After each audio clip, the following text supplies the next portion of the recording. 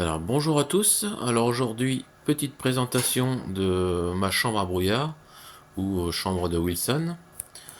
Alors je vais partir de l'alimentation, hein, donc on rentre le secteur.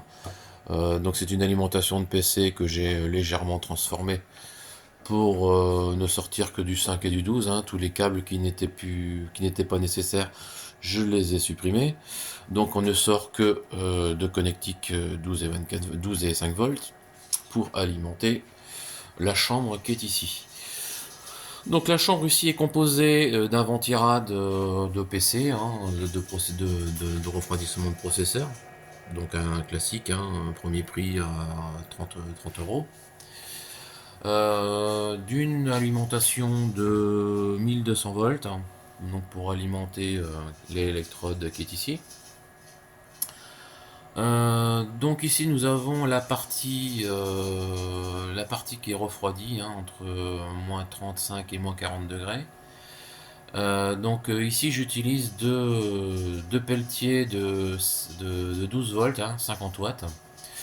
Donc les deux pelletiers, donc il y en a un qui est alimenté en 12 volts, donc côté ventirad, et l'autre alimenté en 5 volts, côté plaque refroidie. Entre les deux, il y a de la pâte thermique et de la pâte thermique aussi entre le ventirad et le pelletier. Ici nous avons la partie où il y a la mousse, hein, donc là une éponge imbibée d'éthanol, et l'électrode ici qui est le disque en aluminium qui est polarisé à 1200 volts. Voilà.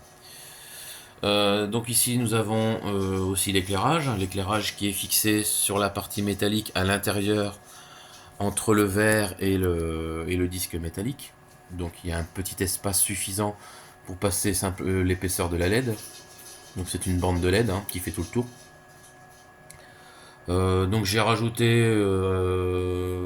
deux épaisseurs de mousse collante pour éviter d'être ébloui par les LED, hein. Voilà.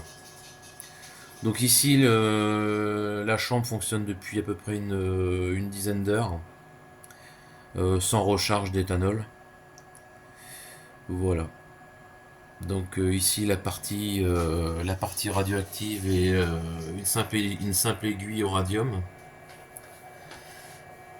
Donc on voit bien l'émission de chaque côté, gauche et droite de l'aiguille. Voilà.